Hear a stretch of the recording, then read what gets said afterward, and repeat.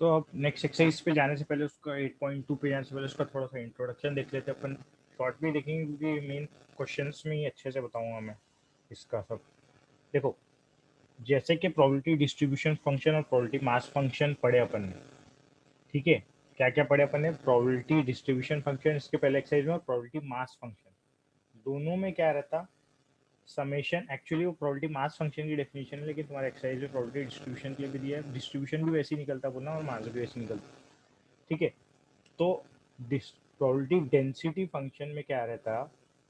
जैस उसमें क्या फ़र्क है? प्रोबेबिलिटी डेंसिटी फंक्शन हम कंटिन्यूअस रैंडम वेरिएबल के लिए डिफाइन करते हैं। दो टाइप के रैंडम वेरिएबल है अपन ने पढ़ चुके। एक एक था डिस्क्रीट रैंडम वेरिएबल, एक था कंटिन्यूअस रैंडम वेरिएबल। तो जो इसके पहले की एक्सरसाइज है वो बेस्ड है ऑन डिस्क्रीट रैंडम वेरिएबल, ठीक है। और ये एक्सरसाइज जो बेस्ड है वो बेस्ड है ऑन कंटिन्यूअस रैंडम वेरिएबल। अब और फर्क क्या है वो एक्सरसाइज में प्रॉब्लम्स आएंगी, मैं बताऊंगा, ठीक है। दोनों में डिफरेंशिएट कैसे करना। तो ये प्रोबेबिलिटी डेंसिटी फंक्शन क्या होता है? देखो, प्रोबेबिलिटी डेंसिटी फंक्शन, कोई भी ऐसा तुमको फंक्शन दिया रहेगा और पूछेगा कि प्रोबेबिलिटी बताओ, ये प्रोबेबिलिटी डेंसिटी फंक्शन है क्या। तो जैसे कि probability distribution function, probability mass function में दो कंडीशन थी, इसमें भी दो कंडीशन सेटिस्फाई होना चाहिए। उसमें क्या क्या कंडीशन थी? कि हर एक probability, each probability should be greater than equal to zero. वो कंडीशन यहाँ पर भी है, यहाँ पर भी है, लेकिन यहाँ पर पी ऑफ एक्स नहीं है, वहाँ पर probability of each greater than equal to zero थी। यहाँ पर क्या रहेगा? फंक्शन दिया रहेगा ना जो तुमको फंक्शन, तो वो फंक्शन जो है वो greater than equal to zero आना चाहिए उसकी वैल्यू। ये फंक्शन जो भी गिवन रहेगा तुमको क्वेश्चन में, उसकी वैल्यू आना चाहिए greater than equal to zero.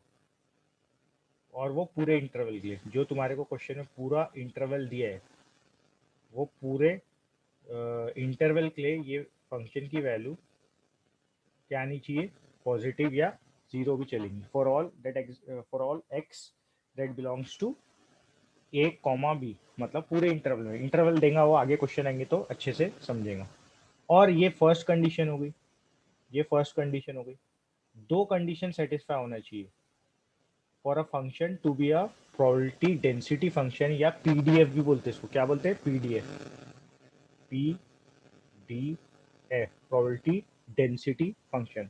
तो for a function to be a PDF it should satisfy two condition, ठीक है। एक तो फर्स्ट ये लिख दिया कि पूरा जो फंक्शन दिया रहेगा वो greater than equal to zero रहना चाहिए for all values of x that belongs to the given particular interval a to b की जगह कुछ भी वैल्यूज रहेंगी वो अपने क्वेश्चन में आएंगी, उस हिसाब से लेंगे। और एक और ये है, वहां पर क्या रहता है? समेशन कर दो, पूरी प्रोबेबिलिटी को ऐड कर दो, और इज इक्वल टू वन आ रहा, तो अपना बोलते थे अपन कि प्रोबेबिलिटी मास फंक्शन है या प्रोबेबिलिटी डिस्ट्रीब्यूशन है। यहाँ पर समेशन की जगह, एडिशन की जगह क्या लेना है? इंटीग्रेशन लेना है। इंटीग्रेशन ए टू बी लेना है।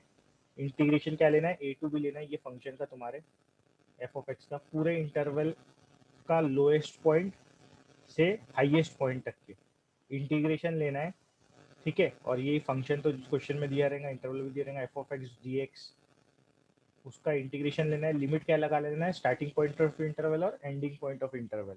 और ये जो है, ये जो इंटीग्रेट करके आंसर आना चाहिए वो हमेशा तुम्हारा वन आना चाहिए।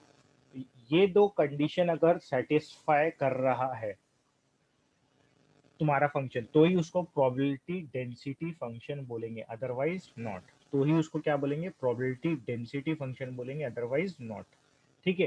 तो for a function to be a PDF it should satisfy these two condition. अगर एक भी कंडीशन सेटिस्फाई नहीं हुई तो गया वो, नहीं है पीडीएफ। दोनों कंडीशन कंपल्सरीली सेटिस्फाई होना चाहिए, ओके। अब देखो, नेक्स्ट अपन ले रहे कि क्यूमुलेटिव डिस्ट्रीब्यूशन फंक्शन क्या रहता है? C d f, cumulative distribution function c d f, ठीक है। तो उसको लिख लेते हैं, क्यूमुलेटिव डिस्ट्रीब्यूशन फंक्शन। अब तुमको बोल सकता है क्यूमुलेटिव डिस्ट्रीब्यूशन फंक्शन निकालो, तो उसमें क्या करना पड़ेगा अपने को? Cumulative distribution function capital F of x से रिप्रेजेंट होता।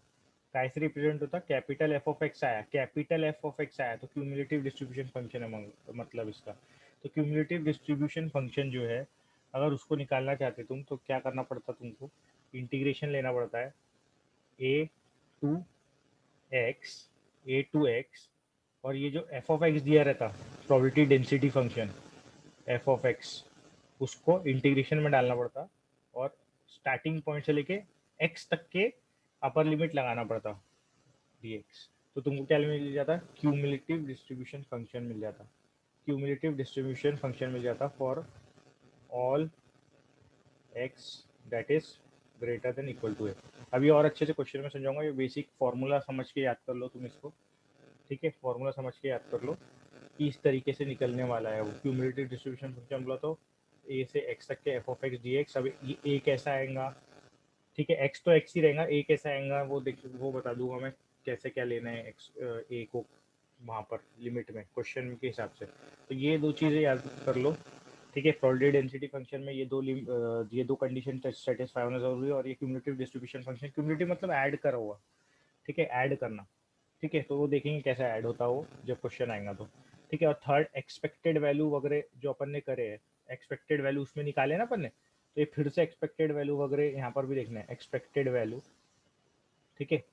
एक्सपेक्टेड वैल्यू या एवरेज अपना मीन, एक्सपेक्टेड वैल्यू या मीन अपन ने बोले थे ना इसके पहले एक्सरसाइज में निकाले, तो यहाँ पर भी एक्सपेक्टेड वैल्यू निकालना पड़ेगा, यहाँ पर भी एक्सपेक्टेड वैल्यू निकालना पड़ेगा, और वेरिएंस निकालना पड़ सकता है, वी ऑफ एक्स जिसको अपन ने बोले थे वेरिएंस, वी ऑफ एक्स, ये e of x, v of x, and standard division, ठीक है, एंड स्टैंडर्ड डिवीजन भी निकालने बोल सकता है, एस डी लिख रहा हूँ स्टैंडर्ड डिवीजन को मैं, ठीक है। तो इसमें भी जो फॉर्मूलाज है वो भी देख लेते हैं, इसमें थोड़े से डिफरेंट फॉर्मूला होंगे। उसमें क्या था, उसमें क्या था, उसमें ई ऑफ एक्स निकालना था, अगर उसमें अगर ई ऑफ एक्स निकालना था अपने को, ई ऑफ एक्स, तो क्या करते थे अपन ई ऑफ एक्स निकालने के लिए, summation of X I P I, या summation of X into P of X जैसा बोलना है तुम्हें, ठीक है। उसका समेशन लेते थे एक्स रैंडम वेरिएबल, और उसकी प्रोबेबिलिटी को मल्टीप्लाई करते थे रिस्पेक्टिव प्रोबेबिलिटी को। यहाँ पर अगर ये कंटिन्यूस रैंडम वेरिएबल के लिए, कंटिन्यूस रैंडम वेरिएबल की अगर expected value E of x, mean, तीनों एक ही के नाम है ना, वो निकालना है तो इंटीग्रेशन लेना पड़ेगा, समेशन के बदले यहाँ क्या चल रहा है हर जगह इंटीग्रेशन, और जो भी तुम्हारी लोअर लिमिट है, लोअर लिमिट से लेके अपर लिमिट लगाना पड़ेगा, और एक्स उसमें भी एक्स मल्टीप्लाई करते थे और पी ऑफ एक्स मल्टीप्लाई करते थे, यहाँ पी ऑफ एक्स की जगह क्या है, एफ ऑफ एक्स है हर जगह, तो यहाँ x into F of x करेंगे, पी ऑफ एक्स की जगह यहाँ क्या है हर जगह तुम देख रहे हैं ना एफ ऑफ एक्स है, तो x into F of x करेंगे यहाँ पर, d x with respect to d x, integration with respect to x चल रहा, ठीक है। ये एक्सपेक्टेड वैल्यू का हो गया। तो भैया वेरिएंस का फॉर्मूला क्या बनेगा फिर, वेरिएंस का फॉर्मूला ये बनेगा, variance of x, variance of x, variance of x का फॉर्मूला क्या रहता था, पहले ई ऑफ एक्स स्क्वायर निकालते माइनस ई ऑफ एक्स का होल स्क्वायर करते, तो ई ऑफ एक्स स्क्वायर कैसे निकालते थे, वहां ई ऑफ एक्स स्क्वायर ऐसे निकालते थे कि अपन X square into P of X करते थे, अपन क्या करते थे X square into P of X, तो यहाँ पर क्या करेंगे अपन, इंटीग्रेशन करेंगे ए टू बी, है ना, integration A to B X square into F of x करेंगे, X square into F of X, इससे क्या निकल जाएगा अपना E of X, E X square निकल, उसके बाद ई एक्स स्क्वायर नहीं होना अपने को, मतलब वो भी होना, लेकिन एक और चीज क्या रहती थी, माइनस ई ऑफ एक्स का होल स्क्वायर करते थे, तो माइनस ये ई ऑफ एक्स तो ये है तुम्हारा, तो इसको माइनस कर देंगे, इसको माइनस कर देंगे, मतलब माइनस क्या आ जाएगा तुम अपना, माइनस दिस, ये जो है ये ऊपर का part, minus integration A to B x dot f of x D x, मतलब यहाँ जो निकल गया डायरेक्टली वैल्यू सब्स्टिट्यूट करना, लेकिन मैं ऐसा इंटीग्रेशन में लिख दिया, थोड़ा और अच्छे से इसको ऐसा वो करके लिख दूँ अगर फॉर्मूला बना के, तो ये क्या हो जाएगा, ये पहले वाले को क्या बोलते हैं अपन, पहले वाले को बोलते हैं अपन ई एक्स का स्क्वायर, ई एक्स का स्क्वायर, ये जो पार्ट होता वहाँ पर भी पहले पार्ट को ई एक्स का स्क्वायर बोलते हैं, क्योंकि वो कैसे निकलता है, एक्स का स्क्वायर करके इंटू पी ऑफ एक्स वहाँ निकलता था, यहाँ पर एक्स का square into F of x करके निकल रहा, और ये पार्ट तो यही है, इसका होल स्क्वायर लेना पड़ता, लेकिन इसका क्या लेना पड़ता, होल स्क्वायर, होल स्क्वायर नहीं लगाया मैंने वहाँ, जो भी इस ये पार्ट का आंसर आता, जो भी ये पार्ट का आंसर आता उसको स्क्वायर करना पड़ता है, ठीक है। तो ई ऑफ एक्स का square minus E of x का होल स्क्वायर, जो भी यहाँ पर आंसर आएगा उसको क्या करेंगे, होल स्क्वायर करेंगे।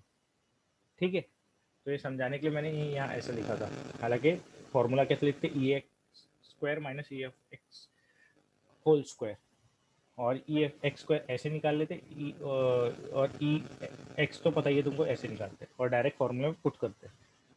ठीक है, तो अब एक्सरसाइज की तरफ जाते हैं अपन। और स्टैंडर्ड डेविएशन तो तुमको पता है, रूट ऑफ वेरिएंस होता, तो जो भी इसका आंसर आएगा उसका रूट ले लेना। ठीक है, और एक और चीज़, अगर अब तुमको आगे में प्रोबेबिलिटीज निकालने तो बोलेगा ही बोलेगा वो, तो प्रोबेबिलिटी कैसे निकालना अपन ने, तो प्रोबेबिलिटी देखो कैसे निकालना है, using this in for this type of continuous random variable हम प्रोबेबिलिटी कैसे निकालेंगे। ठीक है, तो वो देख लेते हैं। समझो अगर तुमको ऐसा पूछा है, probability of A is less than x and या x is greater than A और लेस देन बी, इसकी प्रोबेबिलिटी पूछा अभी तुमको कंटिन्यूस रैंडम वेरिएबल में। ठीक है, या कोई भी ऐसा scenario a to b a to b a to b greater than equal to हो लेस देन इक्वल टू हो, मैं क्या बात कर रहे हैं बता देता हूँ तुमको। या ऐसा हो कि अभी कैसा है, X is greater than A and less than B, अगर ऐसा हो कि A is less than equal to X, है ना, और यहाँ पर भी इक्वल टू साइन आ जाए, ये सबकी प्रोबेबिलिटी सेम निकलेंगी अपने इसमें, सबकी प्रोबेबिलिटी सेम निकलने वाली। इज इक्वल टू, फिर अगर ऐसा आ गया समझो, A is less than equal to X, ठीक है, और लेस देन बी, मतलब X is greater than equal to A and X is less than B. और अगर अब क्या बचा, A is less than X मतलब X is greater than A और less than equal to B, इस type का। ठीक है, ऐसा कुछ भी आ जाए, इन सब ये सब इक्वल आएंगे और ये सब का आंसर एक चीज़ आएंगी, ये सब का आंसर कैसे निकलेगा, एक ही फॉर्मूले से निकलेगा। इंटीग्रेशन जहाँ से लेके जहाँ तक ही आना है, कहाँ से लेके कहाँ तक ही आना है, ए टू बी जाना है ना, हर इसमें ए टू बी जाना है ना, तो ए टू बी, और ये तुम्हारा F of x D X, तुम्हारा प्रोबेबिलिटी डेंसिटी फंक्शन जो पी डी एफ या प्रोबेबिलिटी डिस्ट्रीब्यूशन फंक्शन दिया रहेगा, F of x D X, F of X उसका integration with respect to X कर दो, तो ये सबका आंसर एक ही मिलेगा तुमको, जो भी आएगा क्वेश्चन के अनुसार। ठीक है, अब हम जाते एक्सरसाइज पे, और एक्सरसाइज सॉल्व करने के टाइम पे और अच्छे से ये सब चीज़ें क्लियर करते हैं कि कंसेप्ट कैसे लगेंगे। तो लेट्स गो टू एक्सरसाइज।